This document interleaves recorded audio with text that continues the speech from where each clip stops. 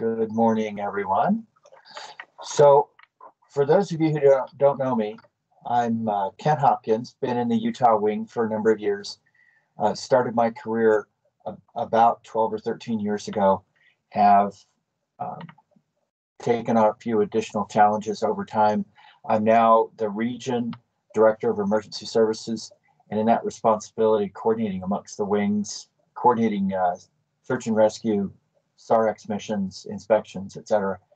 And one of my responsibilities is to represent the region to national. And along the way, discovered there was a little something called the National COVID Response and Coordination Mission, and have been serving on that since about a year ago. Started out supporting the Utah COVID response, and as that wound down, then moved on to the national team. And to say I'm part of the national team is not a glory moment. Frankly, what we do is a bunch of cool work. It's worth pointing out that, frankly, quite a bit of the work that we do in incident management is clerical work, keeping track of what's going on. So keeping track of means that we are list keepers and list makers, that we're prioritizers, we're querying others about what priorities are top and what's coming. So for those of you who've been in incident management, I'll point out and suggest that the most important thing you can do is keep track of stuff. And keeping track of stuff is something I want to talk about in the National COVID Incident Response. Over the past year, the Utah Wing and other wings have been developing digital tools and list trackers and keepers and online resources. And Utah Wing has been one of the pioneers in developing that. And kudos to the team who've been doing that. What I'm going to do is share a screen. It's a look inside of the way we're keeping track of stuff at the national level for the National COVID Response. And what you're going to see is a little bit of the dirty laundry side of what ends up looking pretty at the end. Point being that you're going to do the same thing. You're going to keep track of a bunch of dirty laundry and then make it all look clean at the end. So with that, let me do a screen share and walk you through what we're doing when we're going through this. This is the right folder. We'll assume yes. And if I can get a verbal response that you can see a window that says COVID-19 response. Yep, we see it now. All right. Thank you. So this is a look into the digital assets that we have stood up to support the National COVID response efforts. We have a set of folders that relate to the daily activity and collect daily documents. We have a bunch of templates. And if you can imagine, one of the first challenges is keeping track of who's going to do the work. So we have a staffing roster. And it's worth a mention here that there are no special qualifications other than that you've got a general emergency services qualification, a willingness to serve, and some skills to bring to the table. But we heard Colonel Stewart talk about the importance of proficiency.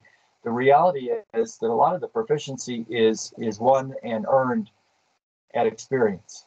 And you shouldn't fear gathering that experience, and you shouldn't fear the challenge of starting. Just go. Just the best role that you can have, frankly, the sweetest role you have is a mission staff assistant, because you get to rotate. So I've been serving as a mission staff assistant. Now, most of us are qualified as incident commanders or section chiefs, and we'll bring those skills to the table, but the reality is it's a group of folks willing to serve. So first up, I'm going to show you the example of the staffing roster.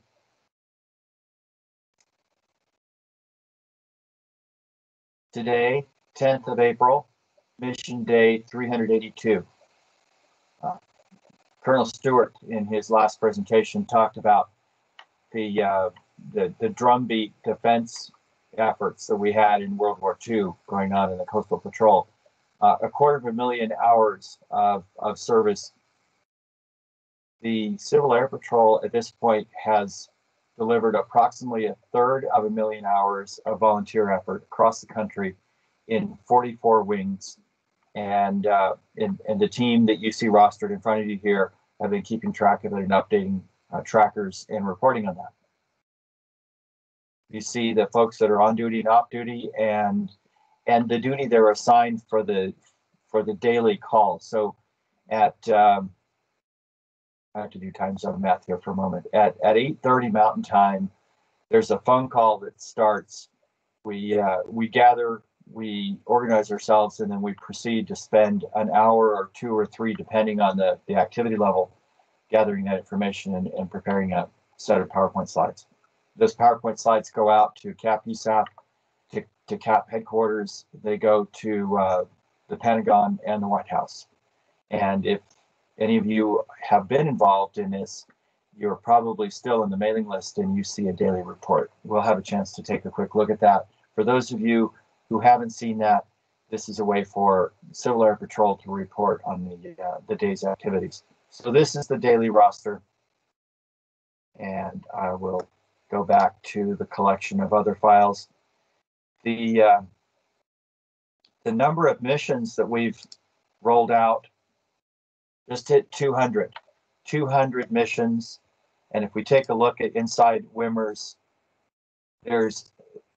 this is something that everybody gets to see when they go into WMERS and run a particular advanced search. Starting back on the 11th of March in 2020, the Pennsylvania wing opened up a mission. And shortly after that, right on the heels of the next day, was Colorado, Kansas, and Utah, followed by a host of others. So this is when the presidential declaration hit, wings started opening support missions. The colors indicate that they have completed their mission and moved on to other taskings, other objectives, other customers, or the mission was opened in anticipation of a need and then canceled because it wasn't needed and they moved on to something else. So this list is something that I prepare every night. And to say I prepare it, what I really do is a lot of cut and paste. But behind the scenes, there's an effort to turn that into useful information. We compare yesterday to today, hence the color of the tabs down there, and then look at what changed. So the differences between yesterday and today in WMERS shows up, and we get to see that there was an increase in ground sorties for those missions, and that was the primary activity that was in WMERS. But there are additional reports, and we'll get to see that in a moment. We tabulate that and turn it into a table of how many wings are active, what kind of missions they are, and what kind of deliverables they're serving up. So we've got these categories of deliverables that are operational on any given mission. And there's a bunch of other stuff behind the scenes, which I won't bother you with, but the important point there is that it's tabulating, bringing forward information that's summarized in a series of slides. So going back then to what we're keeping track of what's being done in the field, what's being delivered. What matters to our customers is what are we doing for them? And we're keeping track of that in a spreadsheet, a monster spreadsheet that tabulates every wing that's been active or is active and what they're doing, and counting things that you see listed here. So we're a little out of date on this particular view. Let me go to one that's more relevant, more current. We heard about the Arizona wing and their activity level. So the Arizona wing has been doing blood drives and blood movement. And we scroll to another active wing here. Illinois wing's been doing meal support, and you see the number of meals that they've been supporting in points of distribution. Different wings providing different services and support. The main wing, somewhat quiet recently, but you can see their activity level. And scrolling on through, you see the number of wings that have been active throughout the past year. It's profound. It's really astonishing in some cases to see just how much effort has been put out there. One of the things that we've been struggling with is how to count things. It sounds like it's a trivial item. Well, you just count. but it's the units of measure that we're challenged with. How do you separate 8 pallets of milk from 2,132 boxes of food? You just report on it, and how many people did that feed? I don't know. But when you summarize this, and we'll look at a summary here in a little bit, it undercounts, unfortunately, because we can count meals and we can count pounds of food, but in the details for other, what we find is that there are truckloads and pallet loads and tons of and van loads of and boxes, units, pallets all end up in the same count. But in terms of just how big the count is, it's pretty impressive. Some of the wings are showing counts of aircraft and ground vehicles and flight hours. Here's 625 flight hours in New Mexico summarized over the last 14 months, and 122 ground sorties, one of the more active wings. And what we discovered by reviewing this is that the wings out in the less populated areas are quite busy supporting some of the far-flung areas. We separate the Air Force from the corporate missions by request from national headquarters. And so you see where we've got tabs here that name the wings followed by the word corp. It was because they started out in a corp only mode and operated that way for some time. So this is an activity that's done every night, and the feed for this particular spreadsheet is to go in and look at the data for the day. So if we look back to yesterday, we open the folder that has information for the 9th. We'll see information on the aircraft status, the communication updates that are coming in from the field, the expectations here of what was approved in the early morning CAP auxiliary update to the CAP USAF team. And then we go in and look at the actual materials that are submitted for the day. These are reports from the wings. For example, the New Hampshire Wings support furnished a sit rep, and that sit rep then became a couple of entries on that big spreadsheet I showed you earlier. How many personnel were assigned, number of ground transport efforts, and here's 40 cases of PPE. That could be 40,000 masks or 400,000 gloves or 400 protective gowns. Again, cases of PPE is relatively obscure, but the point is that it's a lot of effort, and they've been doing this in this particular wing for a long time. So it becomes an entry in a spreadsheet, and then we'll report some of the detail of that on the regular nightly report. Every one of these sit reps comes in with a slightly different format, unfortunately, or fortunately, because then that gives us a challenge, a little bit of interpretive effort that we have to put into it. We've asked them to use a particular format. Some do, some don't. Some will put it all on one sit rep, and they'll have 4 or 5 missions open. And in this particular case, we have to scroll very carefully to see which particular deliverables were they active. And you'll see here, this particular mission was active. One member directed traffic at a mass vaccination pod. And then you'll see other reports where it says no activity. So total personnel signed in for this particular wings report, 3. 2 of them were support staff, and 1 was working at a pod. It's 2 supervisors for 1 worker. So typical to us.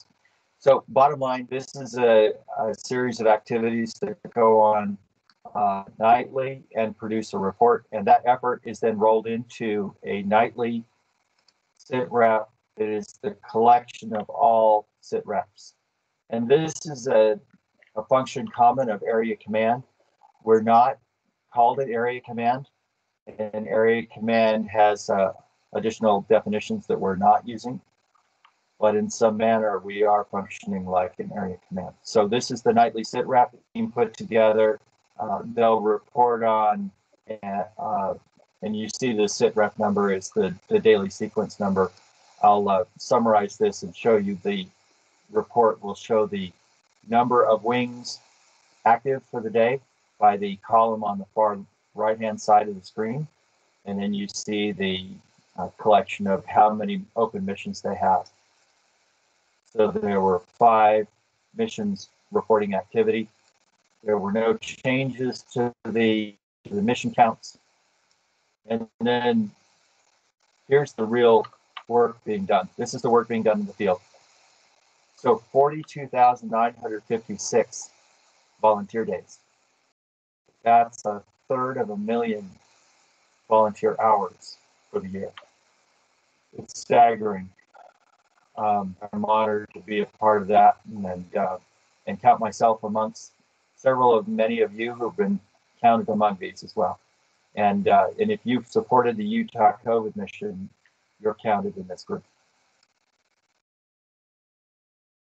The air sorties and flight hours. The air sorties and flight hours are approaching the second largest mission that NAP has ever done, the Deepwater Horizon response. And in terms of level of effort, we've already surpassed that. But in terms of sorties and flight hours, we're closing in on the same. So toward the middle, you see 8.3 million meals. I'll just observe that that's a number that misses in the bulk food and the other deliverables. At one point, I was doing some arithmetic and figured that there were 2 or 3 semis worth of food being processed by CAP volunteers every day this past year, semi-truckloads. So this undercounts and underrepresents, but it's still staggering. And to the extent that we can count things, we'll put a detail here. As you see, the assistance provided. The most common service being provided these days is helping out at vaccination pods. We'll summarize and identify what's significant about the day and what's planned for the next day. And in any incident management, you're looking at what you did and what you're going to do, and you're constantly looking forward and backward to answer that question.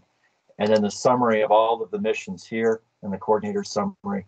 So this is a report of everything that's going on, all the resources that are available, all the ones that are being deployed, number of missions, and number of wings that are active. And if there's something about the team in action, here we have a cadet directing traffic. I believe this is the correct position for a marshaller. So this would be on the pilot's left and away from the propeller.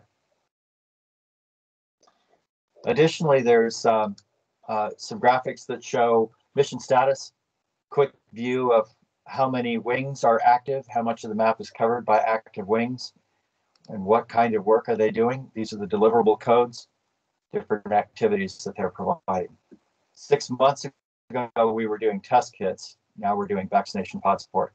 One of the other big things that's been happening in the National COVID mission is the amount of communication support and the exercises, of communication, resources, personnel, message, and net stations. And that's displayed here. Correction, moving on to the next set of slides.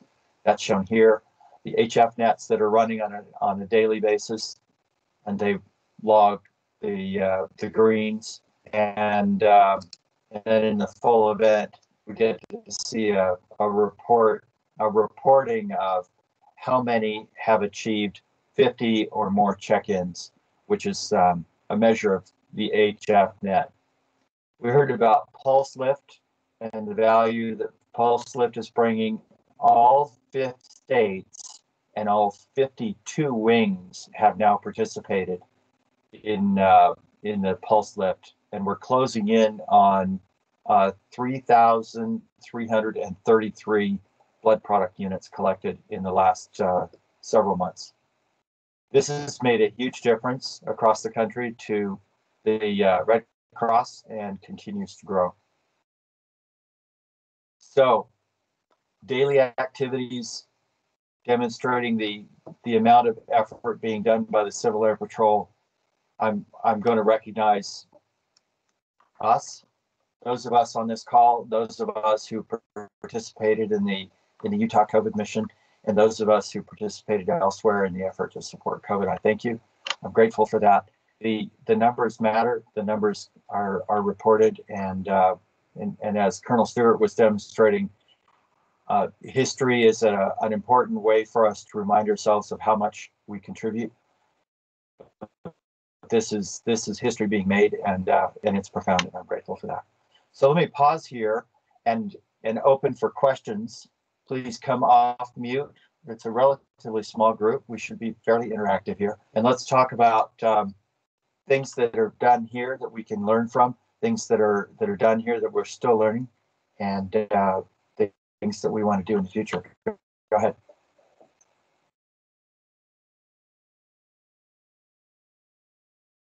Chat.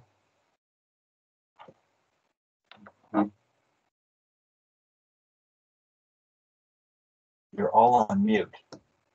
I'm off mute. Kent, good job. That's very interesting. So will this be carrying on for quite a while, or is it ramping down as the infection or COVID goes away? Yeah. You'd asked me that 6 months ago. We were seeing the same ramping down, and we were hoping that it would subside and we would be able to return to school in September. Clearly we didn't. So right there in the middle of summer, we saw the dip, and we're hopeful.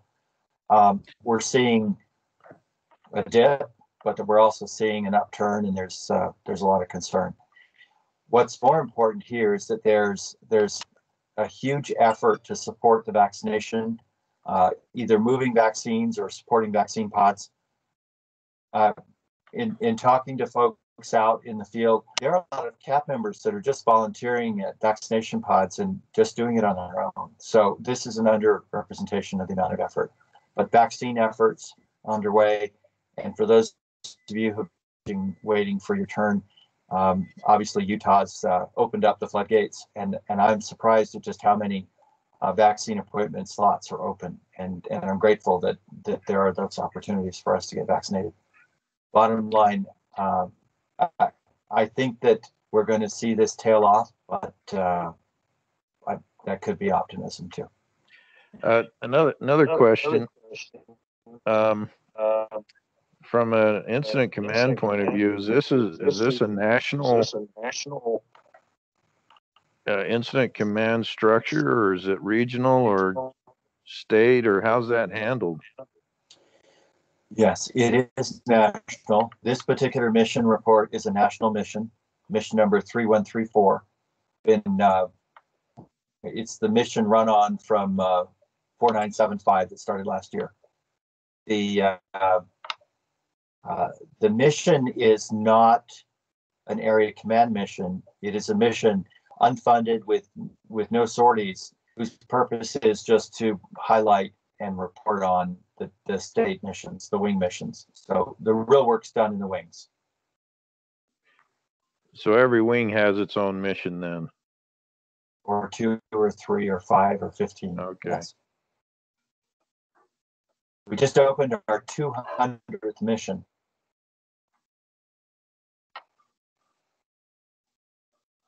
200. Big number.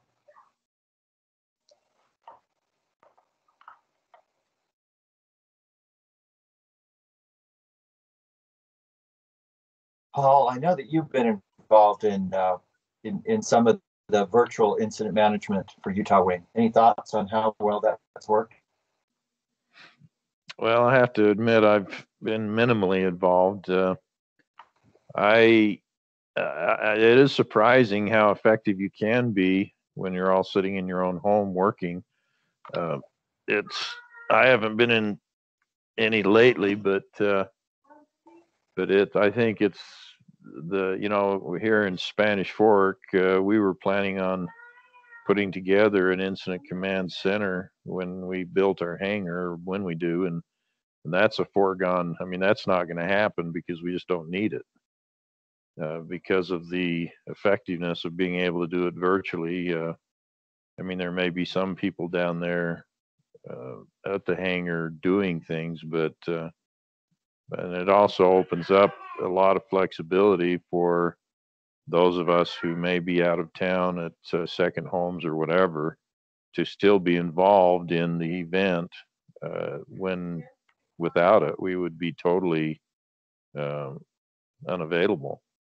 And so it's a pretty exciting concept. There's a lot of really good things that have come out of this forced situation with COVID that is turning out to be very positive in terms of learning how to deal with incident command and other situations. Yeah, I But appreciate that. Let me encourage you to continue your original plan. So when running incidents and we have to drop back to paper and telegrams and Pony Express, we'll need a physical facility. So I would encourage you to keep that. But I appreciate the sentiment that we've learned a lot about running virtual. We've done this national response virtually. We've had people calling in from Alaska and Hawaii, and we've had people calling in all the way in the upper Northeast. So across 4, 5, 6 time zones, and it's been powerful. One of the things that you haven't asked about, and frankly probably should ask, so let me just prompt the question: what are we going to do next about search and rescue training? How are we going to master? How are we going to create the proficiency? And how are we going to prove that? So, anticipating the question, I'll say from a region perspective, in 2022, we're scheduled for our region-wide and inter-region inspection. The Air Force will come and look at us and see, can you run a mission? Can you run inter-wing activities? Can you run inter-region activities? And the answer is yes. And the way we prove that is we practice and get ready.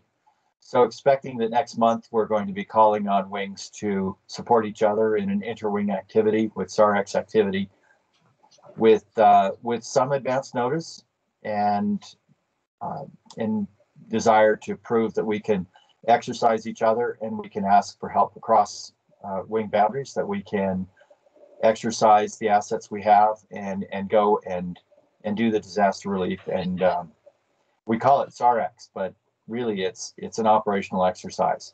And to the extent that we've had more disaster response and disaster relief activities, which include photography and the ability to organize ourselves, we need to focus on organizing ourselves. Part of that's the IMT.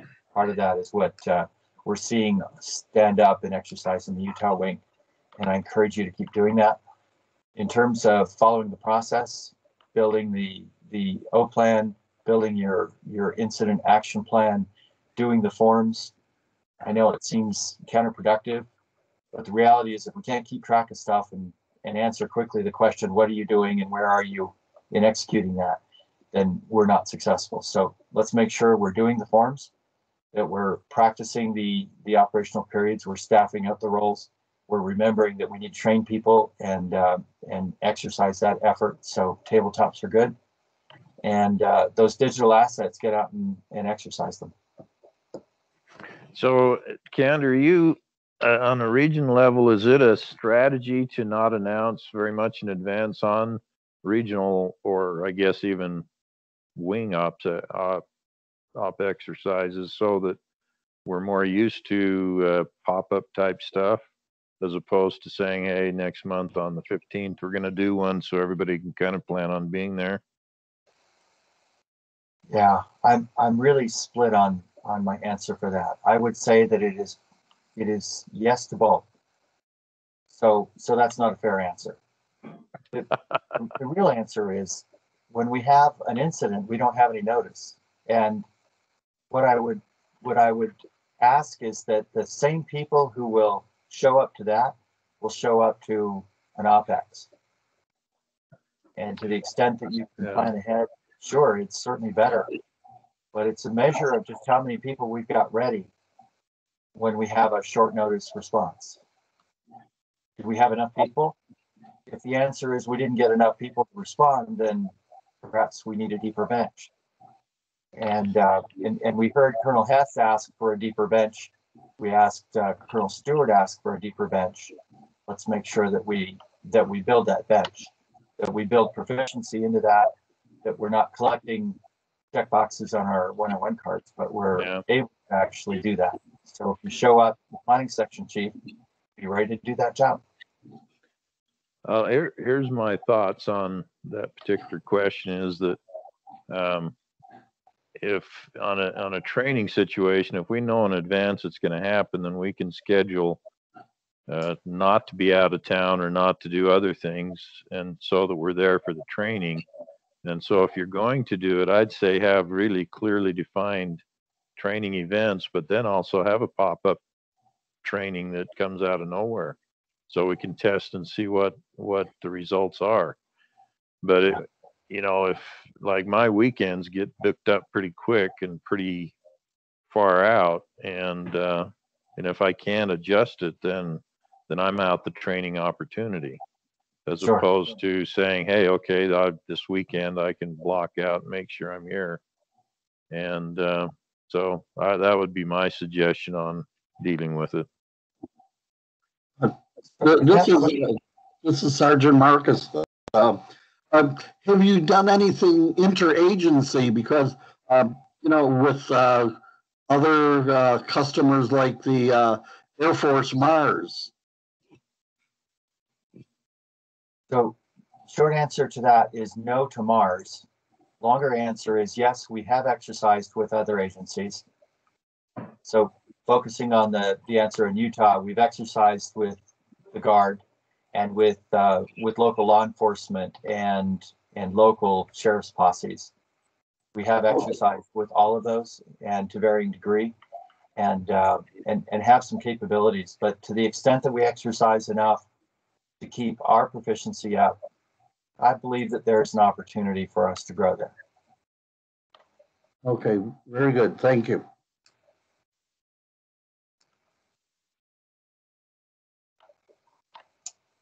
I heard some wisdom early in my career in Civil Air Patrol, and I'll share it with this group with a desire to pass this wisdom forward. The wisdom I heard was, pick something you want to do and get good at it, and then do that for Civil Air Patrol. And that may be something that you stay with. It may be something that you add to your list, or you discover that you've got more skills and you want to expand that. One of the things that we see in Civil Air Patrol is that there's a progression, a hierarchy of you have to have these three things signed off before you can progress to the next qualification. And while there's a lot of merit to that, because some of them build, and to the extent that you need to know as a mission pilot what the airborne photographer or the mission scanner are needing, because frankly, as a mission pilot, your job is to get the payload specialist into position to do the real job, the real objective, the real tasking, which is to bring back a report of, we looked, we saw nothing, or we took photographs and here they are. And so the mission pilot needs to have an understanding of what's going on.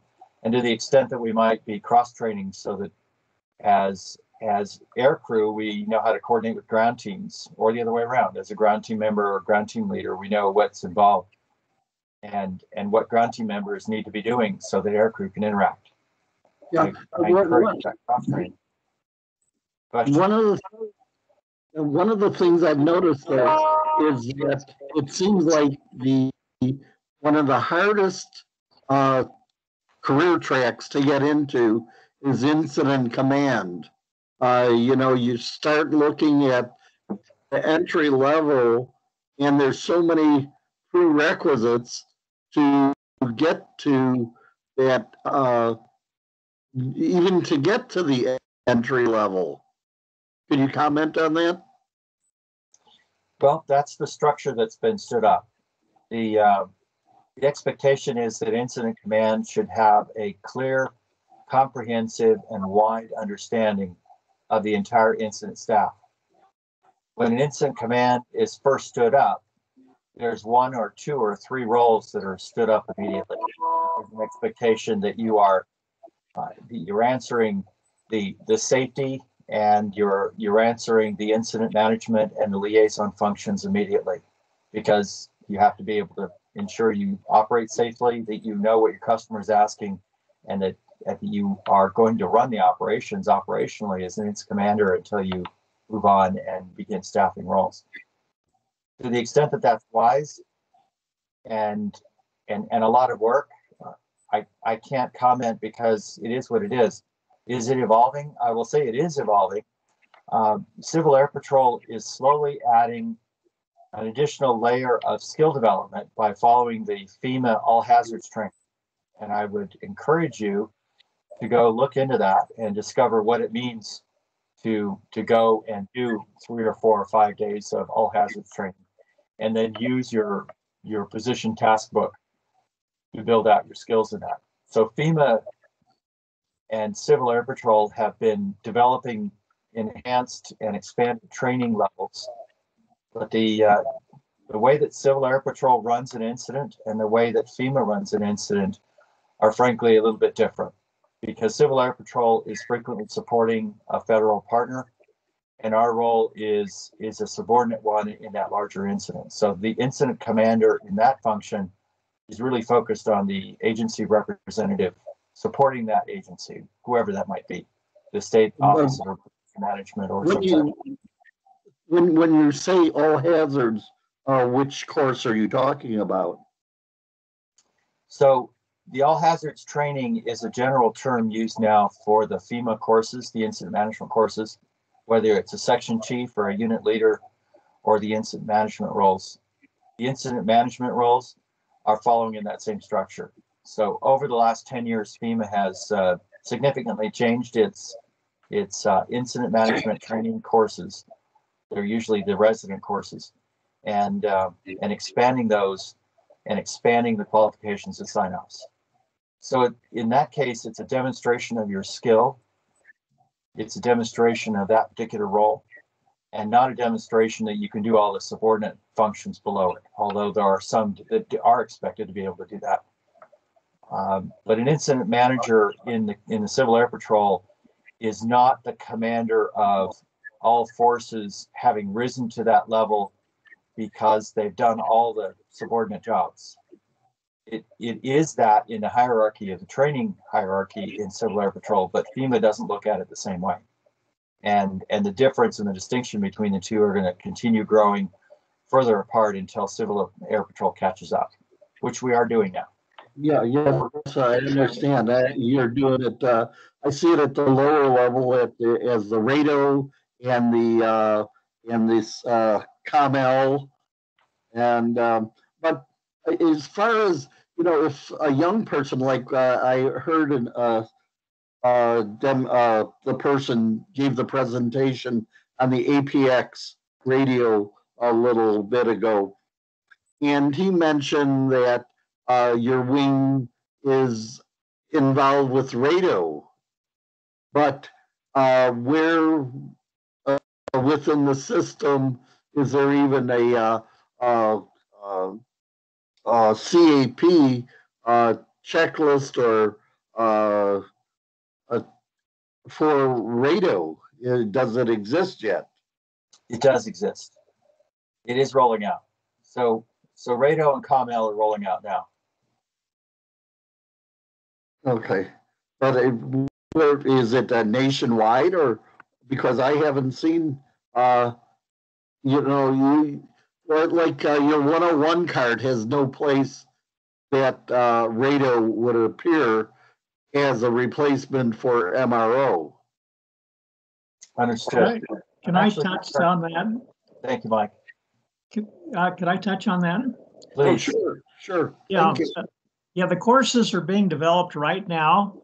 RADO Basic is finished. RADO Intermediate is underway. COMEL is finished. They've been testing these courses with some of the squadrons in the North Central region. And as we get folks lined up and the training materials finished, then the new SQTRs will be published and the training materials will become available nationwide. Right now, it's in kind of a beta test phase, and it's just being developed one course and one qualification at a time. So when it's available for widespread use, then you'll see it published and have courses available to take. Okay, I'll just ask one more question then, before I know I'm running over your time. But say a person becomes a COML, why, if in order to be a COML, a prerequisite would have to be a RATO. So why is it that the person would have to continue to requalify as a RATO if he's keeping his qualifications up to date on the COML?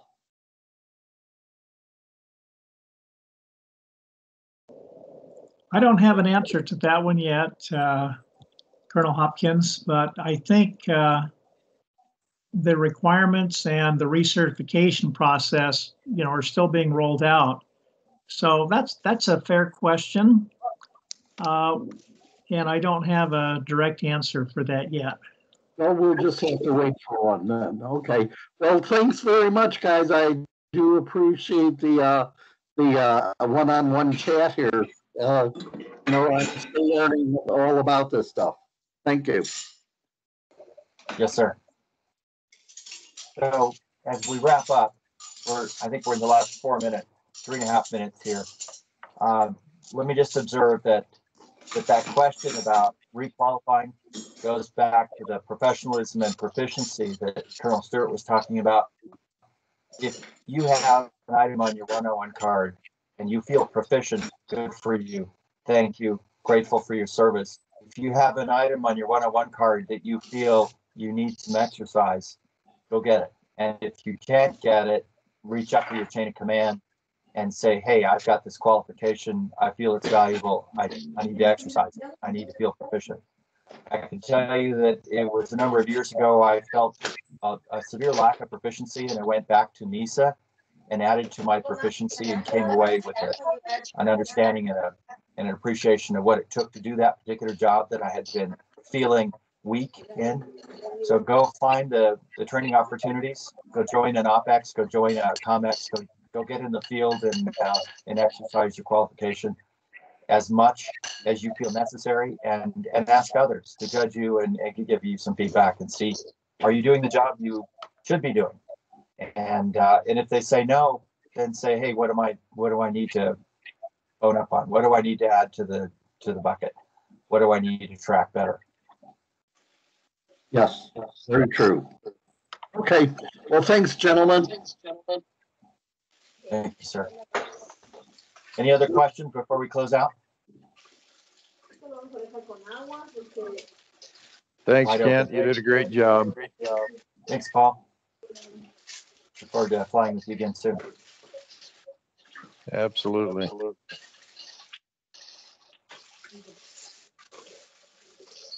All right, on to your next session. And see you in the next one. Thank you all.